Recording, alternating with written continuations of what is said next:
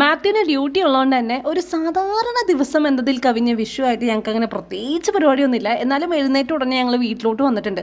ഉച്ചയ്ക്ക് ശേഷമാണെങ്കിൽ ഒരു ഉച്ചരാന്നൊക്കെ പറയായിരുന്നു. ഇതിപ്പോൾ പ്രഭാതമല്ല എന്ന ഉച്ചയിലേക്ക് എത്തിയിട്ടുമില്ല. അപ്പം നമുക്കൊരു പ്രഭാതച്ചര എന്നൊക്കെ പറയാമല്ലേ.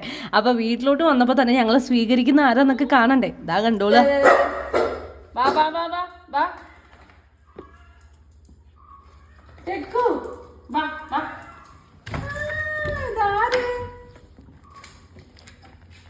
അച്ചോടാ ഹായ് പറ ഹായ് പറ ഹായ് പറ.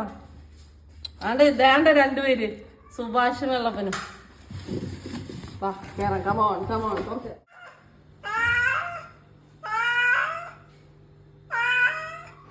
അങ്ങനെ പിള്ളേരുടെ സ്വീകരണമൊക്കെ കഴിഞ്ഞ് ഞങ്ങൾ അങ്ങോട്ട് അടുക്കളയിലേക്ക് ചെന്ന് കയറിയപ്പോൾ അവിടെ ഞങ്ങളെ കാത്തിരിക്കുന്നത് പുട്ടും കടലക്കറിയും ചപ്പാത്തിയും കടലക്കറിയാണ്. ഇങ്ങനെ രണ്ട് കോംബോ ഒരുമിച്ച് വന്നാൽ ഞങ്ങൾ എന്ത് ചെയ്യുന്നത് നിങ്ങൾക്കറിയാലോ.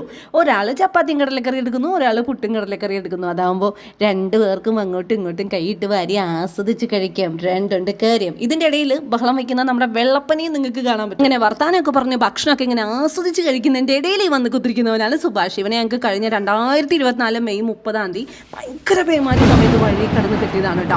ആ സമയത്ത് മഞ്ഞുമൽ ബോയ്സ് ഭയങ്കര ഹിറ്റായിട്ട് നിൽക്കുന്നതുകൊണ്ടും ഇവൻ്റെ സർവൈവൽ ജേണി ഞങ്ങൾ കണ്ണാലെ പാത്തത് കൊണ്ടും ഇവനിട്ട പേരാണ് സുഭാഷ്. ഇങ്ങനെയുണ്ട്. മാത്രമല്ല നമ്മുടെ ഡെക്കോ ആയിക്കോട്ടെ, ചിഡു ആയിക്കോട്ടെ, വെള്ളപ്പനായിക്കോട്ടെ, ഇവരൊക്കെ അൺഎക്സ്പെക്റ്റഡ് ആയിട്ട് ഞങ്ങളുടെ ലൈഫിലോട്ട് വന്നതാണ്. ഓരോരുത്തർക്കും ഓരോ സ്റ്റോറി ഉണ്ട്. വഴിയേ പറഞ്ഞു തരാം. ഇവനാണ് ഞങ്ങളുടെ ഡെക്ലസ്. ഞങ്ങൾ ഡെക്കൂന്ന് വിളിക്കും. നമ്മുടെ ആകാശദൂത് സിനിമയില്ലേ, ഏറെക്കുറെ അങ്ങനെയാണ് ഇവന്റെ ജീവിതകഥ. പറഞ്ഞുതരാട്ടാ. ഭീകരനാണ് ഇവൻ, കൊടും ഭീകരൻ.